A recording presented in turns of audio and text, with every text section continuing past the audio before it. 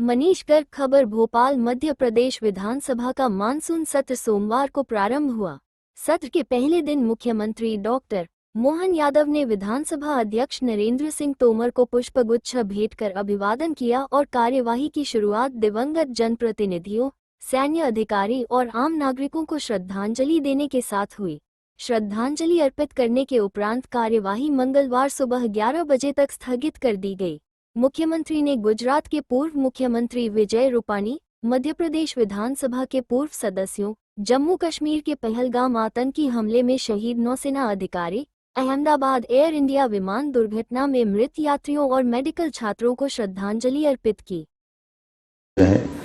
ऐसे कुछ नामों का जैसे आपने उल्लेख किया है, मध्य प्रदेश विधानसभा के पूर्व सदस्य राजा सुरेंद्र बहादुर सिंह का दिनांक 29 अप्रैल को, रघुनाथ सिंह चौधरी जी का दिनांक 20 अप्रैल को, शिवशंकर लाल मुन्ना खेरी का दिनांक 30 जून को, खेमराज पाटीदार 20 जुलाई को तथा पूर्व केंद्रीय मंत्री सरदार सुखदेव सिंह ढींडसा का 28 मई को, केंद्रीय उप मंत्री डॉक्टर गिरिजा व्यास का 1 मई को, गुजरात के पूर्व सीएम विजय रूपाणी जी का 12 जून को तथा मशहूर फिल्म अभिनेता मनोज कुमार का 4 अप्रैल, सुप्रसिद्ध लोक कलाकार राम साहेब पांडे का 8 अप्रैल को निधन हुआ है।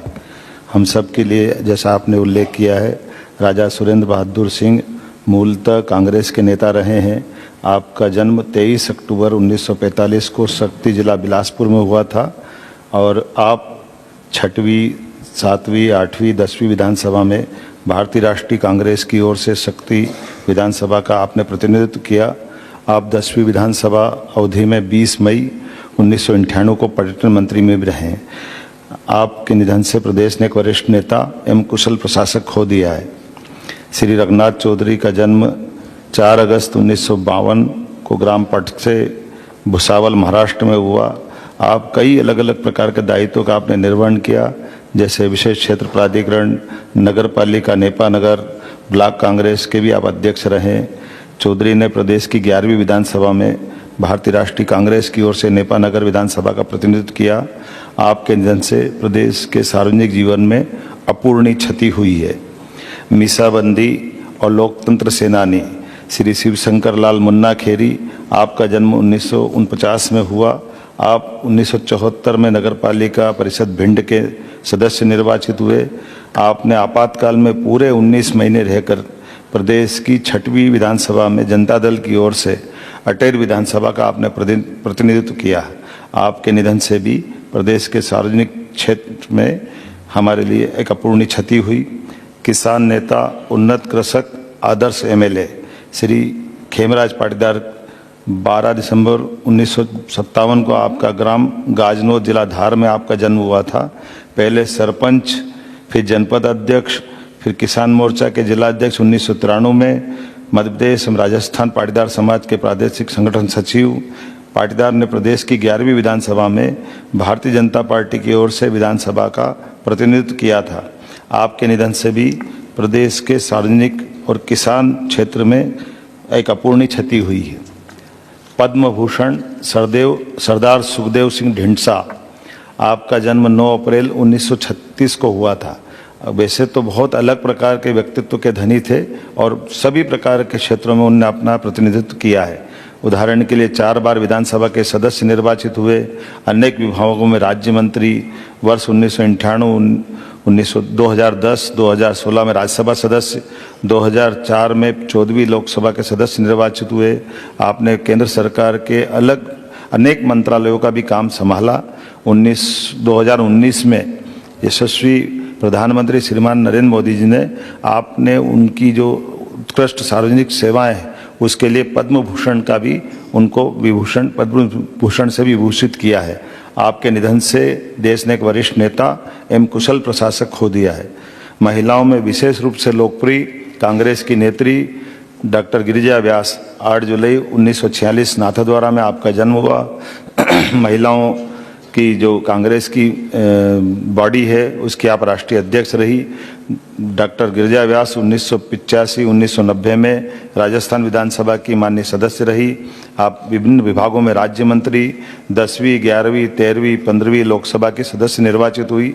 अनेक संसदीय और विभागीय समितियों में भी आप माननीय सदस्य के नाते आपने 10वीं लोकसभा में केंद्रीय सूचना और प्रसारण मंत्री के उप मंत्री के नाते से भी काम किया है। आपके निधन से देश ने एक वरिष्ठ नेत्री को खोया है। पूर्व सीएम, पूर्व विद्यार्थी परिषद और राष्ट्रीय स्वयंसेवक के स्वयंसेवक, ऐसे हमारे वरिष्ठ नेता स्वर्गीय विजय कुमार रमणीक लाल रूपाणी, जिनका जन्म 2 अगस्त 1956 को वर्तमान के म्यांमार तत्कालीन बर्मा में हुआ था। रूपाणी जी 2006 से 12 तक राज्यसभा के सदस्य रहे। 2014 से 13वीं गुजरात विधानसभा के आप माननीय सदस्य निर्वाचित हुए। अनेक विभागों के मंत्री रहे। 2016, 17, 2017 से 21 तक आप 2 बार गुजरात के मुख्यमंत्री रहे। 12 जून 2025 अहमदाबाद के दुखद हादसे में आपका भी निधन हुआ है। आपके निधन से एक वरिष्ठ नेता और कुशल प्रशासक हमने खोया है।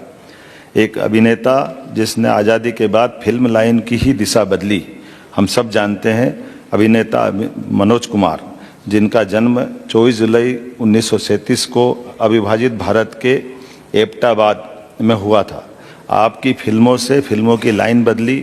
फिल्म शहीद के माध्यम से आपने शहीद भगत सिंह का जिस प्रकार से चित्रण देश के सामने उनके योगदान को लाए, उसी का परिणाम था कि उनकी पिक्चर देखने के बाद तत्कालीन प्रधानमंत्री लाल बहादुर शास्त्री जी ने किसानों को लेकर के भी पिक्चर बनाने का उनसे निवेदन किया है। और किसानों को लेकर के, किसानों के इस भाव के आधार पर तत्कालीन समय में हमें खाने के लिए भी गेहूं अमेरिका से मंगाना पड़ता था। ऐसे में उनकी प्रेरणा से उपकार पिक्चर का उनने निर्माण किया। और उपकार पिक्चर को तत्कालीन समय में ये तो उनका कमिटमेंट था कि पूरी पिक्चर लाल बहादुर शास्त्री देखेंगे। लेकिन ये दुखद घड़ी आई कि 1962 का युद्ध प्रारंभ हो गया। शास्त्री जी को समय नहीं था, फिर भी उनने शास्त्री जी से निवेदन किया कि आप एक बार मेरी पिक्चर के प्रीमियर शो में शुरुआत में तो आप थोड़ी देर तो बैठें। लेकिन ये शास्त्री जी की भी अपने किसानों के प्रति प्रतिबद्धता थी। वो आए तो 10 मिनट के लिए थे, लेकिन उस पिक्चर का पूरा प्रसारण उन्होंने देखा और मनोज कुमार ने भी उसी भाव के आधार पर उस समय का इंटरवल भी समाप्त करवा दिया था। लेकिन पूरी पिक्चर देखने के बाद वास्तव में जिस प्रकार से उनकी अपनी कला के प्रति प्रतिबद्धता थी, एक अभिनेता, एक निर्देशक, लेखक, गायक, संगीत, सभी क्षेत्रों में, और एक एक करके जो मनोज कुमार ने पिक्चरें बनाई, हम पूर्व पश्चिम की बात करें, उपकार की बात करें, हर एक पिक्चर से फिल्म फेयर पुरस्कार तो मिला ही, लेकिन पूरे देश की अलग से हमारी जो मूल संस्कृति है उसको समझने का, और कई सारे फिल्मकारों को ये माननीय मंत्री जी बता रहा है कि उनने इसी भाव के आधार पर किशोर कुमार पुरस्कार भी उनको दिया था। मैं ऐसे महान अभिनेता के निधन पर अपनी शोक संवेदना व्यक्त करता हूँ। श्री राम साहेब पांडे, मूलतः 11 मार्च 1933 को मर्दार पाठा, जिला सागर में आपका जन्म हुआ था। पांडे ने अपनी नृत्य, गायन, वादन की अद्भुत कला शैली से बुंदेलखंड के राई नृत्य को अंतर्राष्ट्रीय मंच तक पहुंचाने कर एक अपनी पहचान दिलाई। देश विदेश में 500 से ज़्यादा प्रस्तुति दी है। मध्य प्रदेश सरकार ने 1980 में नृत्य शिरोमणि, 1984 में शिखर सम्मान तथा भारत सरकार में माननीय यशस्वी प्रधानमंत्री के माध्यम से पद्मश्री से भी उनको सम्मानित किया गया था। आपके निधन से प्रदेश ने एक उच्च स्तरीय लोक कलाकार खो दिया है। 22 अप्रैल 2025 को कश्मीर के अनंतनाग जिले में पहलगांव स्थित बेसरन घाटी में आतंकवादियों द्वारा अंधाधुंध फायरिंग करने से नौसेना के एक अधिकारी, हमारे इंदौर के एक वरिष्ठ अधिकारी और सहित अनेक पर्यटकों की हत्या हुई है और कई घायल हुए हैं। ये हमारे लिए अत्यंत दुखद घटना भी है और देश के साथ में हम सब जानते हैं कि इस घटना के साथ ही पूरा व्यक्तिगत रूप से माननीय प्रधानमंत्री जी ने भी आप उसका एक तरह से जो इस घटना के बाद पाकिस्तान को ऑपरेशन सिंदूर से सबक सिखाया, ये हमारी अपने सभी शहादतकर्ताओं के प्रति मन की भावना भी थी और देश ने अपनी एकजुटता के साथ, ये अच्छी बात है कि पक्ष विपक्ष सब ने एकजुटता के साथ सेना पे भरोसा करते हुए इस घटना के साथ हम सब उस दुख में सहभागी भी हुए।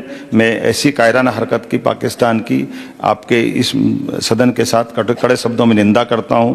12 जून 2025 को अहमदाबाद में एयर इंडिया की फ्लाइट AI 171 के दुर्घटनाग्रस्त सैकड़ों यात्रियों सहित अनेक मेडिकल छात्रों की जो मृत्यु दुखद हुई है, इसमें हृदय विदारक घटना में मारे गए सभी व्यक्तियों के प्रति भी मैं हार्दिक संवेदना व्यक्त करता हूं।